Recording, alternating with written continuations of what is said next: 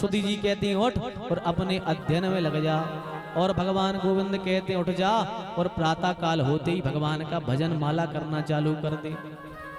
तो सबसे पहले हर व्यक्ति को अपने हाथों के दर्शन करने चाहिए।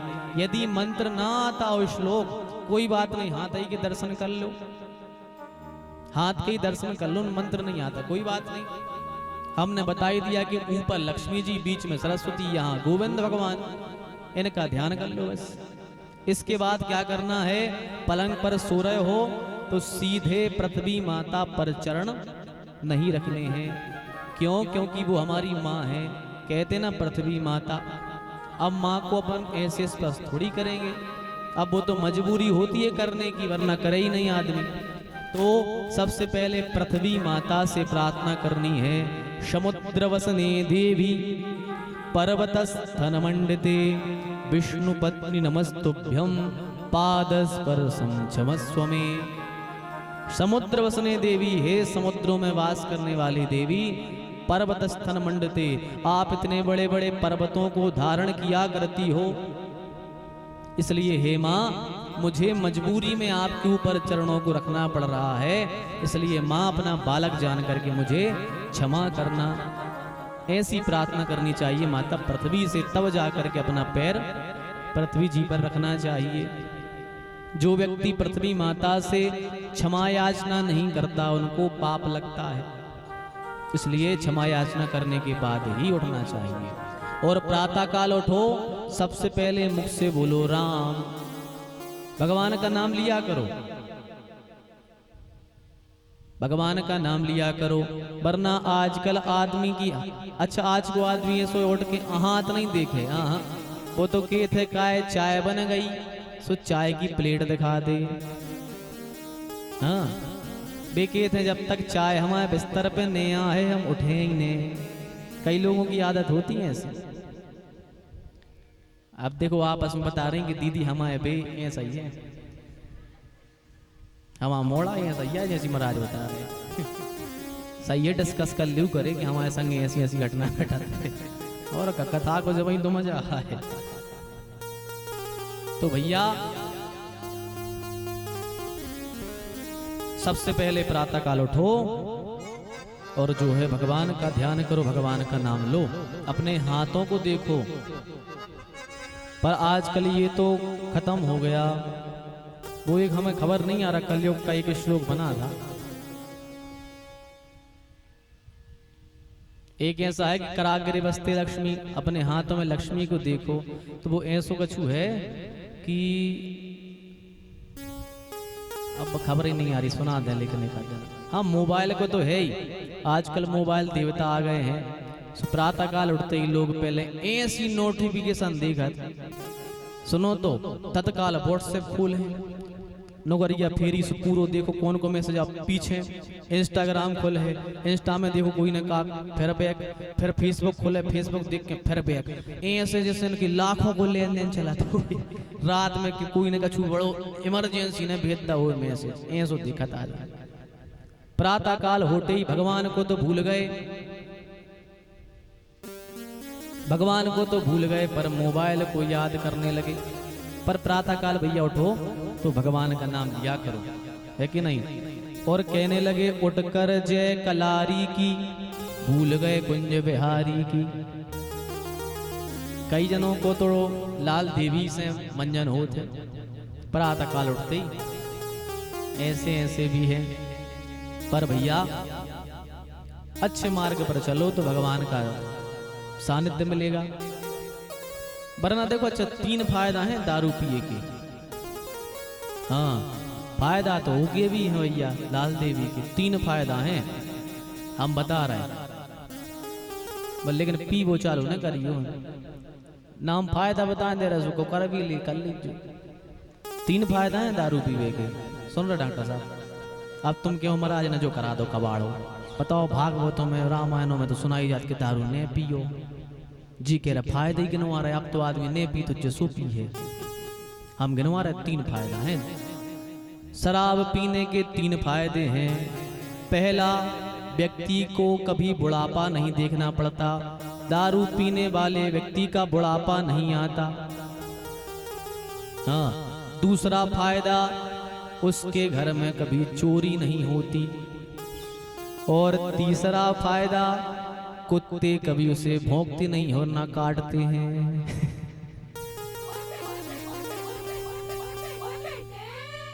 ये 3 फायदे हैं शराब पीने के। हाँ, बुढ़ापा नहीं आता शराब पीने वाले का है, क्योंकि वे इतनी लगाते हैं कि वे पहले ही जैसे कैसा कर लिए बुढ़ापे को टंटो ही खत्म। दूसरा फायदा उनके घर में चोरी नहीं होती। काहे घर में कछु बचना ही नहीं देते, तो अब का चोरा है उनके घर में सब उनने सीताराम कर दी। और कुत्ते कभी उनको ना तो भौंकते हैं और ना काटते हैं, क्योंकि वे संगाती बन जाते हैं। उनके ही साथ में तो व्यक्ति रात में ओहो मेरे भैया उन्हीं के संग तो सोते हैं रात में, कभी खबर कर ले ना जाने कौन कौन की इसलिए उनसे तो दोस्ती हो जाती है उनकी। ये फायदे भी हैं। अब जिनको इन फायदों को अपनाना हो सो भैया सीताराम है। इसलिए शराब तो नहीं पीनी चाहिए, बड़ी बुरी चीज है। क्योंकि शराब ऐसी है कि ये महापाप में आती है। कुछ पाप ऐसे हैं जिनका प्रायश्चित शास्त्रों ने बताया है, जिनको करने से प्रायश्चित शास्त्र कह देता कि ये फलाना फलाना काम कर लो तुम्हारा पाप दूर हो जाएगा। लेकिन शराब ऐसा पाप है, महापाप है, इसको कुछ भी कर लो आप तो भी इसका दोष दूर, पाप दूर नहीं होता। इसलिए शराब आदि नहीं पीनी चाहिए, क्योंकि घर की बर्बादी का कहीं ना कहीं मूल कारण शराब ही है। शराब में घर बन नहीं पाता, बिगड़ जाता है। इसलिए भैया ये गलत कर्म नहीं करने चाहिए, ना जुआ खेलना चाहिए, ना शराब पीनी चाहिए, ना मांस भक्षण करना चाहिए। इन सब चीजों से बचना चाहिए।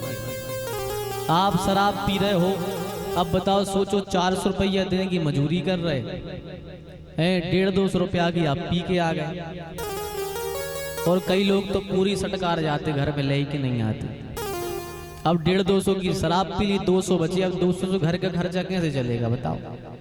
अरे यदि आप वही 400 की 400 घर लाओ, 200 से घर का खर्चा चला, 200 जोड़ते जाओ तो कुछ कम से कम पैसा आपका इकट्ठा हो जाएगा, आगे भविष्य में काम आएगा। लेकिन नहीं करना है, इसलिए शराब नहीं पीनी चाहिए। अच्छा, कई लोग कहते हैं कि महाराज हम तो नहीं पीते थे, वे दोस्त यारी में कभी कैसे लगा लेते हैं। हाँ, दोस्त यारी में कभी शादी में पार्टियों में कभी कभी लगा लेते हैं। अपन पूछो भैया क्यों लगा लेते, बोले पंडित जी अब वो क्या है कि दोस्तों की माननी पड़ती है। क्यों माननी पड़ती है? वो महाराज कसम रखाते हैं कि पीनी एक पैक तो लगाना ही पड़ेगा। अब उनने कसम रखा दी कि अब तुम्हें हमारी दोस्ती की सौगंध है, एक पैक तो लगाना ही पर। सो हमने कहा हम जैसे दोस्त ने भाई ना कहते धर कोई की मूड पर लात धरते कहते तुम अब पहले मरद तो सब ही मर जा। ऐसे दोस्तों से हमें क्या करने बताओ भाई, जो कसम दिला करके शराब पिलाएं, ऐसे दोस्तों से कहो कि तुम काल मरते सो आज मर जा, और अब ही मरत परो मरते सो कल मरो, और कल मरते सो आज। उल्टो बना लो, बने दो आगिलाने कि तुम परो मर रहे थे अबे मर जा, मनो हमने पिए। ऐसी दोस्ती भी नहीं करनी चाहिए जो कसम दिला करके गलत मार्ग पर ले जाए। ऐसे दोस्तों से दूर हो जाओ भाई। उल्टे कर्मों में तो लोग पता है, उल्टे कर्मों में तो कसम धरा थी कि भैया तनक सो गुटखा खा ले, तुम्हें दोस्ती की सौगंध ने खा तो ले। धीरे धीरे उन्हें पूरा खाना कर दिया चालू। अच्छा, आदमी उल्टे कामों में तो लो आ जात, तब वो भजनों में लो आ गए, तुम्हें हमारी मरेगी सौगंध यदि आज कथा करे सुन भी नहीं चले तो केत कौन हो ऐसी बताओ। शिव पुराण चल रही कोनो केत कि आज वह शिव पुराण चल रही, तुम्हें अपने हमारी कोल आई है करने गए सो कई कौन ने। हाँ जा कौन नहीं केत, वो तो गुटखा शराब के लिए लोग अपने दोस्ती की तक कसमें सौगंध दिया करते हैं। पर ऐसे दोस्तों से दोस्ती मत करना भैया, वरना तुम्हारा उनका तो क्या है।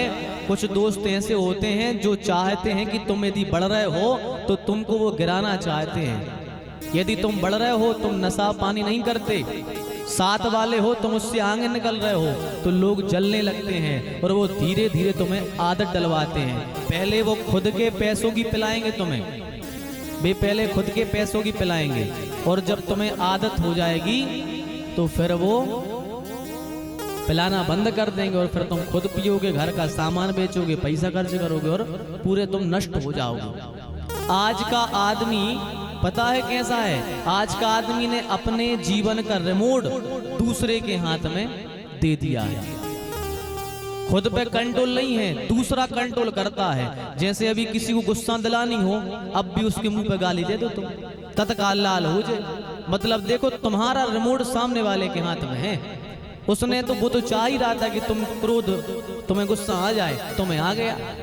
मतलब दूसरों के इशारों पे पर आजकल नाचने लगे हैं। पर हमें दूसरों के इशारे पर नहीं नाचना। कोई कितना ही भी गुस्सा दिलाए, कोई कितनी भी उल्टी सीधी कहे, लेकिन अपन सोचना नहीं, आज हमारा मन अच्छा है, आज हमें कुछ भी बुरा नहीं कहना, गुस्सा आने ही नहीं देना, कहते रहो।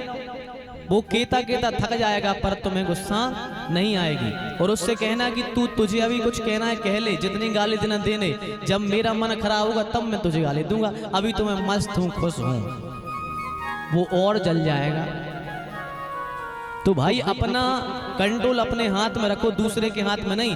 किसी ने आपकी कुछ थोड़ी बहुत बुराई करी, आप तत्काल लाल हो गए, अच्छा मेरे बारे में ये कहा, अरे भैया कहा कहते रहे, अपन क्यों नाराज हो रहे? उसके कारण अपन ने क्यों अपने मन को खराब कर लिया? इसलिए अपने जीवन की डोर खुद के ही हाथ में रखो, दूसरों के सारे पर ना नाचो। तो प्रातः काल उठ करके क्या करना है? अपने दोनों हाथों को देखना है, पृथ्वी माता को प्रणाम करना है। इसके बाद में बताया है कि घर में कितने देवताओं की पूजन करनी चाहिए। देखो, गृहस्थी के लिए कभी भी एक देवता की पूजन नहीं करनी चाहिए। गृहस्थी हो यदि तो केवल ऐसा नहीं कि एक देवता को बैठा लिया घर में उनकी पूजन करो, नहीं। 5 प्रकार के देवता हम 2 दिन बता चुके हैं, उन 5 प्रकार के देवताओं की पूजन हर गृहस्थी को करनी चाहिए। अच्छा, अब शास्त्र में ये भी आया है कि घर में कितने देवता कौन कौन से होने चाहिए। गणेश जी कितने होने चाहिए, सालग्राम जी घर में कितने होने चाहिए, इन सब की संख्या भी आई है। कई घरों में तो क्लेश रहते हैं इसी कारण से कि हमें पता है नहीं कि कितने देवता, कितने संघ, कितने गणुर जी घर में रखने हैं, कितने सालग्राम जी रखने, गणेश जी रखने, मनमुखी रखे हैं, और वे ही कहीं ना कहीं उत्पात का कारण बन रहे हैं। तो बताया है कि हमें कितने देवता घर में रखने चाहिए। तो शास्त्र कहते हैं, गृहे लिंग द्वयम नार्चम गणेश तृतीयम तथा शंख द्वयम तथा सूर्यो नार्चो शक्ति त्रयम तथा द्वे चक्रे द्वारकायास्तु शालग्राम शिला द्वयम तेषां तु पूजने नैव उद्वेगम प्राप्नुयात् गृही। गृहे लिंग द्वयम, घर में केवल और केवल 2 शिवलिंग होने चाहिए।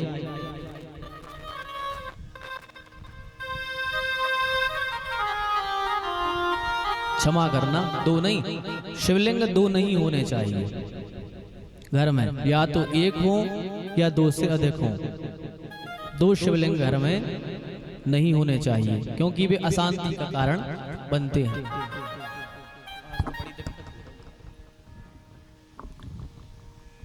घर में 2 शिवलिंग नहीं होने चाहिए, 3 गणेश जी नहीं होने चाहिए। घर में जो अपन पूजन पाठ करते हैं उनमें 3 गणेश जी नहीं होने चाहिए, 2 शंख घर में नहीं होने चाहिए। कम हो या अधिक हो चलेंगे पर 2 नहीं होने चाहिए।